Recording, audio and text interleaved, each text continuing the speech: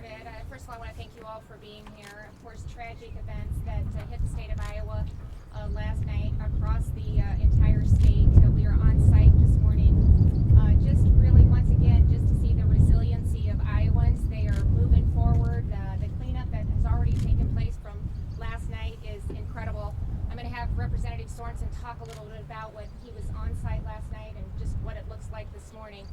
But I want to give a shout out to the community and everybody that has responded. The emergency manager, Cooper, thank you for coordinating. We've got incident site set up here at the DOT headquarters. We had law enforcement from Commissioner Bain, State Patrol to local law enforcement that have been inside really securing the area, making sure that we keep everybody safe and all that was impacted.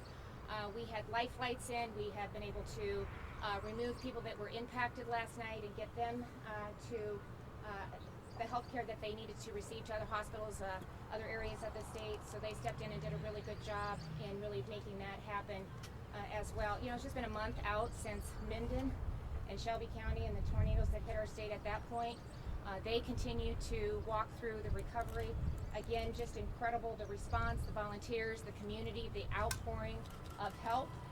In fact, we're probably going to hold on a lot of the volunteers for today because we want to continue to go through the debris and the cleanup and make sure that we're doing the jobs that we need to do right now. But incredible response from other EMS providers, directors, communities across the state have been on site and ready to help, and we just so grateful for all of their response to this incident. So, you know, we talked to a couple of people that have been impacted, again, in good spirits, grateful, digging through and looking forward. So I thought at this point, I thought I'd give Representative Sorensen a chance to talk a little bit about what you saw last night. This is your community, so you kind of give a unique perspective. Yeah, it was one of those things where I was painting in a church in Fontenelle and kind of keeping an eye on the weather and keeping on the phone with my wife, and she told me it was getting pretty bad over here and started getting calls from some friends and family, and so I kind of chased the tornado into town and out of town and just pulled into the bank parking lot. And you know, there's incredible common sense in this community. There's incredible resolve. People were already getting to work clearing debris out of the roads. I mean, everybody that brought a skid loader in, thank you a million. I mean, that was a way to clear the streets and make it accessible for emergency personnel. Everybody became little makeshift ambulances. We pulled a guy from the rubble and put him on a little makeshift stretcher that we made, threw him in the back of a truck of a guy that isn't even from Iowa. And we just made our way to the lumber yard, which was the makeshift hospital. And so, you know, as I toured around with the governor, I told her, I kind of wish you were here last night because, I mean, we've already done so well. I mean, this community's already done so well at just cleaning up the streets and getting to work on rebuilding. You know, we may be turning volunteers away for now, but I know news and things like this are easy to forget. Please don't forget about us. Please continue to send volunteers and be at the ready, because we will need just hands on deck and chainsaws and whatever we need to, you know, heavy duty trucks to get this stuff out of here and get started on the rebuild. So that's and that is just for today on the volunteers. So thank you for making sure that we clarified that. It's just we just need to stabilize some of the debris and what's taken place. So I want to give you an update on what we were able to do last night. So as the governor, I issued the disaster proclamation, and that makes available not only individual assistance for those that have been impacted, but also state resources. So that will allow DOT to get on the ground and help remove some of the debris and just help with those, eliminate any barriers that they might have in connecting with our state resources. DNR is on site and they're helping direct where we take the debris to, so that we're doing that appropriately. Director Benson is already working with FEMA. I spoke to Administrator Criswell this morning. I had a call and a voice message from her the minute I got up.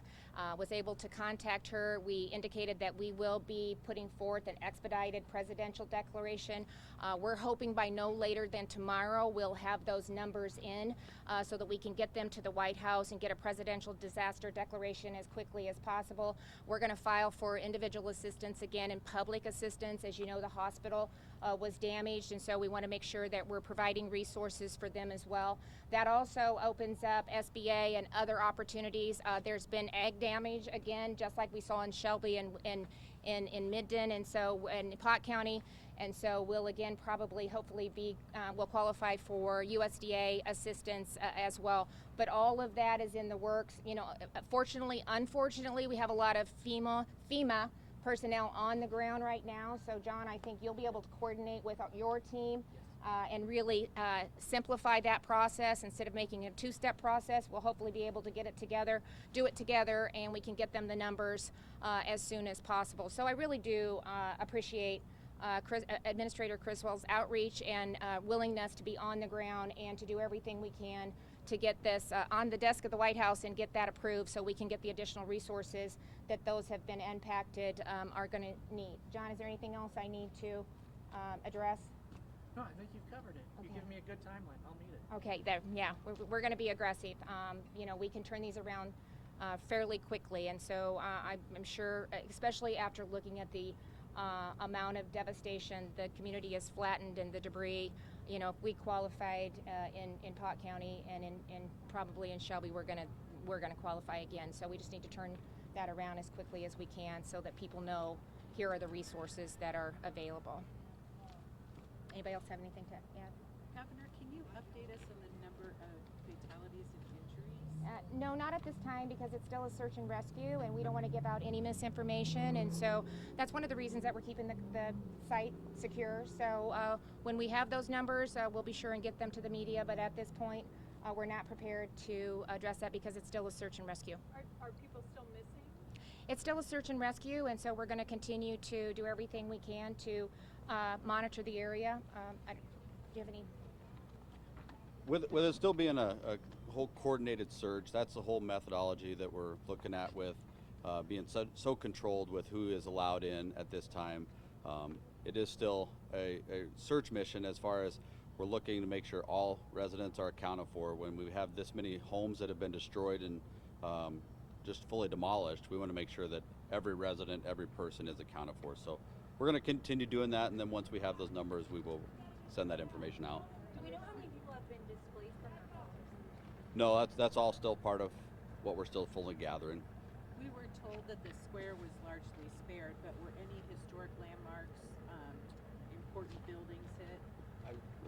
I would say a lot of the important landmarks for me, just the skyline of the trees. You know, there's so many old historic trees in town that are gone, and not to downplay people's houses completely destroyed, but that to me is part of the history of Greenfield are some of those old trees, and it's a completely different town now.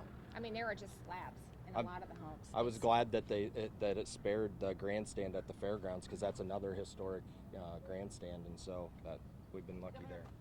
Nope, go. I also want to just, the hospital did a great job too of just dealing with those that have been impacted and really working with Life Flight. We had 4 Life Flights land last night, so incredible response from that perspective too, to get those that were injured to safety and to critical resources, and so really appreciated what they were able to do. I think several of the surrounding hospitals were able to take some of the patients, as well as of course Des Moines was able to take some of the patients as well. Just your gut reaction to seeing It's just gut-wrenching. I mean, I was just in Minden, as I said, 3.5 weeks ago, and that was horrific. And I think there's even more debris and just more more impacted here. So it is just horrific. It's hard to describe until you can actually see it, the devastation. And it's just, but at the same time, I can't begin to tell you just how heartwarming it is to see just everybody out there helping each other. A friend was going through a neighbor's place looking for photos and just personal items that she could get back to the owner. So you just see that over and over, and just the amount of people willing to step up and step in. I think Representative Sorensen talked about somebody that wasn't even from Iowa that had a truck that made a makeshift to get somebody that was impacted to the resources that they need, to the healthcare that they needed. So you just see that over and over, and it's just, it's heartwarming, it's not surprising, it's incredible. It's one big, I've always said Iowa is one big community, and we certainly see that in times of tragedy, and we're witnessing it again, but it's horrific. Tim spoke about Menden, and your state is used to tornadoes. But Governor, what would you say to people who feel like they're seeing an increase in the frequency and the Yeah, well, I think it's cyclical. So at times we kind of were under what the average was, and sometimes then people step back and maybe don't take things as seriously. Now we're above what the average is, and so my advice would just be when you hear these warnings, it is incredible. I want to give a shout out to the Weather Service too. They were able to track this storm, and they were almost a half an hour, if not even closer than that. Incredible, really giving advance notice, letting individuals know when it would hit and where it would hit, and they were almost spot on. And I tell you, the other reason that was so important that we were able to just really pinpoint it that closely, we had a lot of kids still in school, and so based on the early advance notice that we were able to get, many of our schools got those kids out of school early, and it hit here at 3. So that would have been the time that the kids would have been on a bus and heading home, and it could have been devastating. So again, that is just getting better and better about really understanding the movement, when and how we can prepare. But I think right now we're going to take it pretty seriously. When they say you need to take cover, it means take cover. So it's important that we listen to the warnings that are available to us right now. Governor, I just had one question about the impact of the hospital. So one thing we had heard, and I don't know if this was confirmed, but that patients possibly had to be moved out of the hospital because it had been damaged into another location. Did that end up being true? I think that was true. Yeah. No, that was true. They did a great job in doing that. Actually, the ambulance was out of the facility that they were housed in, or else that could have been an issue. But they set it up, I think, at the lumber yard is where they set up a makeshift kind of hospital, ER, triage, thank you. So they were able to get people there and start to provide them the resources that they need to address the issues. What kind of patient were they like? No, I don't know the details, and again, I'm not going to speculate. That's where we get in trouble. But they were able to get everybody that was impacted the help that they needed, or they're transported to where they could be helped. A hospital being hit and having to move patients seems like that's like a worst case scenario. Can you just kind of put into context? I mean, how bad is that when you're Well, I think what I would put into context is how well they responded. We prepare for incidences like this. The emergency management team, they prepare for it, and everybody executed like they needed to do. And they got people where they needed to be and got them the help that they needed and the resources. And anybody that was injured was transported or took the air flights to where they needed to be. So I would thank them for their response. We know a couple of families have been displaced and are sheltering either at the high school or at one of the churches. Have you been able to talk to them at all? I have not talked to them yet. The shelter will continue to be at the high school because we were able to, with the disaster proclamation, that provides the director of the Department of Education, Director Snow, the ability to waive school days, and so she's waived the last 4 days of school. So school is officially over, and they'll be able to continue to use the high school as a shelter. Any other thing that we need to address from that perspective? No, I mean the school is also kind of our makeshift hospital, just for any triage, anybody that might get hurt during our search and rescue or cleanup efforts as well. So, and basically that's just going to be a transition from their initial care, and we got buses stationed there that will transport them to a critical care facility or another hospital somewhere. So. And this is Emergency Manager Cooper, who has been facilitating all night. So thank you for all that you've done in helping lead these efforts. Yes, thank Appreciate you, Governor. Oh, Governor, sorry, just one more quick, I know it's tough to pinpoint data points, but do you have any ballpark of how many first responders came out? We could say was it dozens, hundreds, how many people responded? I mean, we had You have people law coming from enforcement, everywhere. fire, EMS from, if they weren't impacted last night, they were basically here. Clark County. From the county line, or the state line, Missouri state line to the Nebraska state line. And as far north, around Fort Dodge, I think we had some units maybe coming from. Grand Junction, I know Grand Junction was here. Yeah, I mean, all over. It was impressive. Oh yeah, easily. They just come. Firefighters, local law enforcement, emergency managers, their team, and every one of the counties on site really offering or coordinating from their facility on how they can help with resources. So it's one big team that really gets stood up to help whoever is in need. It's really, honestly, quite impressive. Could we say hundreds? Could we quantify it that way? Yes. Yeah, Oh, yeah. for sure. For sure. Oh yeah. When it comes to the scale of how many buildings were either impacted or damaged, hundreds? What are we talking about?